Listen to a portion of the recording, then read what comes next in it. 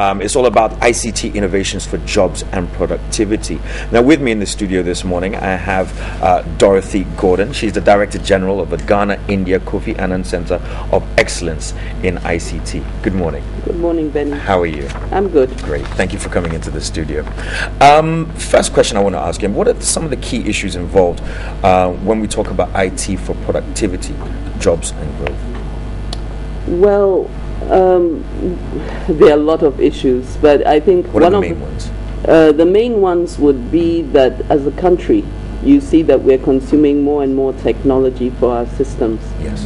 Most of us are familiar with the success of the GC nets at the customs level, but throughout government, as well as the private sector, for example, I'm sure you do e-banking. Yes. And we heard about Fidelity and their huge investment, IBM systems Yes. and all of that.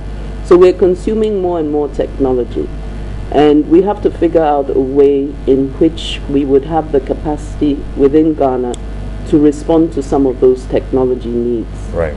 And we have to figure out ways of actually helping Ghanaian companies to grow and giving them recognition when they have innovation. Yes. Because it's very difficult to buy a technology which has been designed, say, for the UK. That's right. Or for the US, because there are specifics within our environment that need to be addressed. Yes. And so we see that very often Ghanaian companies have actually developed solutions that are useful, but they don't have the kind of budgets to go and do the hard sell that some of the bigger companies do. Be able to do. So as a country, we have to figure out how is it that we're going to separate the wheat from the chaff and actually go with reliable companies so that when we spend Ghanaian taxpayers' money, or when a business invests, it's also creating what in economics we call multiplier effects through the economy and creating jobs. Yeah, and more tailor-made for our needs. Yes, yeah? Absolutely. Great. In general, I mean, how would you feel that IT can enhance productivity within our nation? Well, just look at the studio here. You couldn't possibly function with a whole lot of software behind your editing systems. Very true. Yes, and you imagine how many weeks it will take you to produce a program if you were not doing that with the technology.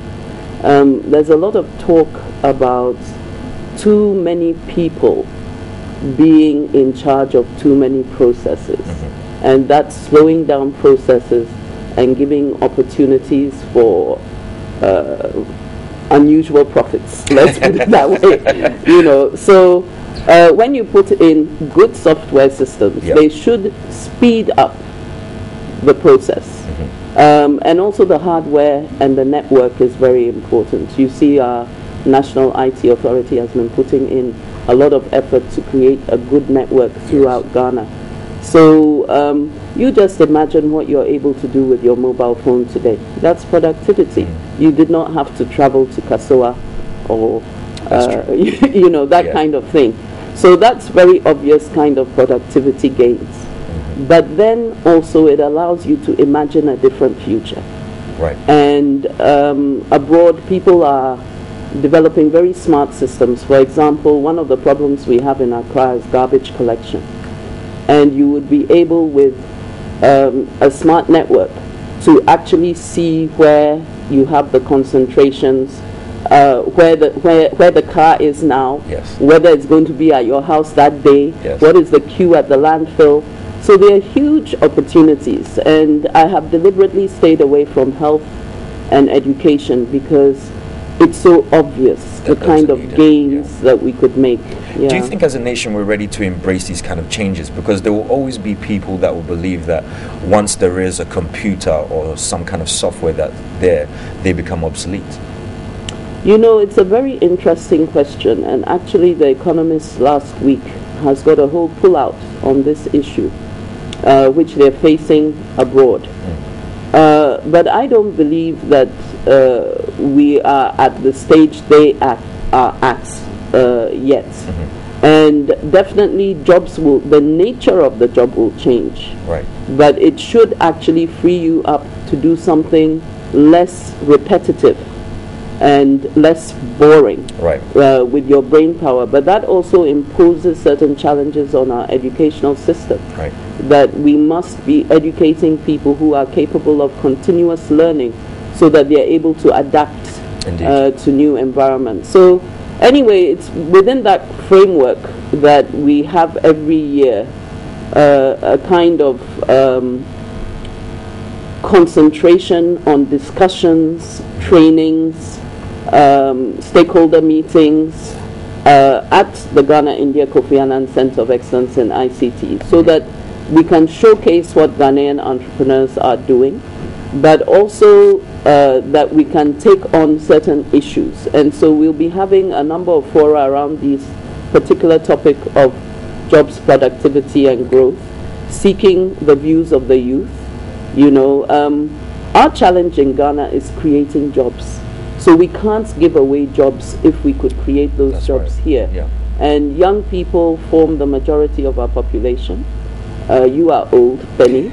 I'm saying that because I know his mother, and he's really quite young. But if you consider that 50% of our population is less than 20 years That's old, we have a huge opportunity there. And we really have to make use of it. We have to understand how they see their future and work with them on it. Do you believe, or what do you think of in regards to syllabuses in our educational system? Do you think that they are ready to embrace these kind of changes as well? Because some of the curriculums and topics and even subjects that are being studied right now don't necessarily translate into what we're looking forward to in the future in regards to these kind of ICT. You know, when we discuss 21st century skills, it's more your ability to continue learning, your ability to think critically, and your ability to do analysis. So it isn't so much the facts that you are memorizing. True and poor. Yeah, I didn't want to use that. I got into trouble before. The true poor pass forgets. I will say it. No, that's not it. So it's more complicated, and I believe that parents really have to get involved. We can't just leave everything in the hands of the schools. There's a lot of things that parents can do to open the minds of their children, to encourage them to express themselves and to think. And so we actually have some sessions where we will be using, we have just got our 3D printer. I think you know what a 3D printer is, so that you can imagine and prototype and actually see it. Yes. And we are going to give that opportunity to young people to exercise that. And we are hoping that they will also build some robots. And we have some new technologies. I don't know if you've heard of Raspberry Pi. No, I haven't. Well, the Pi is like Pi R squared, Okay, PI. right.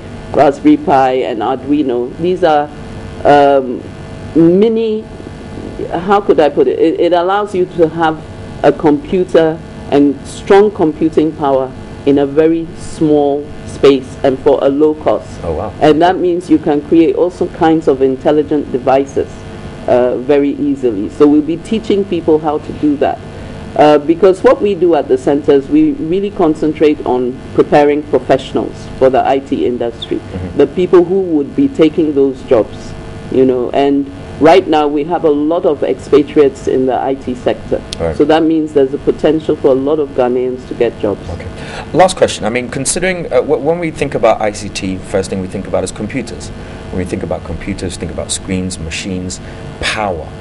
How do you feel that we're going to get to where we want to be if we have certain issues when it comes to energy? Energy.